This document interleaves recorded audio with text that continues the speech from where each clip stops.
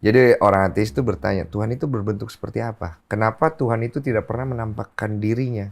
Oke. Heeh. Alhamdulillah wassalatu wassalamu ala Rasulillah. Jadi memang banyak sekali yang ada di muka bumi ini yang memang tidak nampak tapi kita bisa rasakan. Ya itu ya.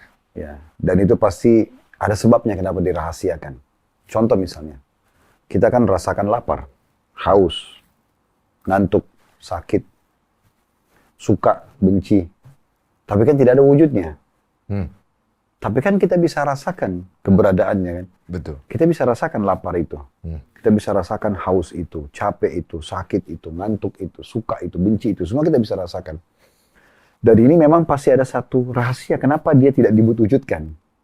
Karena memang cukup dengan merasakannya, orang udah tahu. Dia nggak butuh lihat wujudnya untuk mengatakan, oh nanti kalau nampak wujudnya lapar itu baru saya akan mengatakan diri saya lapar. Kan nggak perlu. Dia udah secara alami, oh ya ini lapar. Bahasa Indonesianya lapar, bahasa Inggrisnya ini, bahasa Arabnya ini. Solusinya mengarah ke makan dan tidak bisa diganti kayak yang lain. Hmm. Nah, Hmm. dengan adanya lapar itu, dengan adanya diri kita juga, dengan adanya solusinya harus makan tidak bisa kepada yang lain. Nggak bisa orang kalau lapar tidur, pasti bangun lapar lagi. Tidak Atau dia solusi. mandi, tetap aja laparnya nggak hilang. Harus makan. Berarti kan ada satu sistem yang mengatur itu. Nah, sistem ini udah diatur oleh Sang Tuhan Allah. Gitu.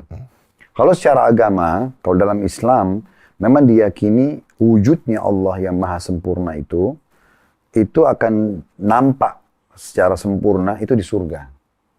Di surga. Oh begitu, Ya, diyakini. jadi memang di dunia ini tidak dinampakkan kepada kita, tapi banyak bukti-bukti kalau dia ada.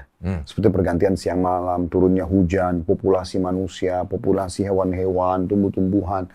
Semua ini pergantian musim, buah-buahan, dan segala macam itu pasti menunjukkan ada satu sistem yang sangat baik.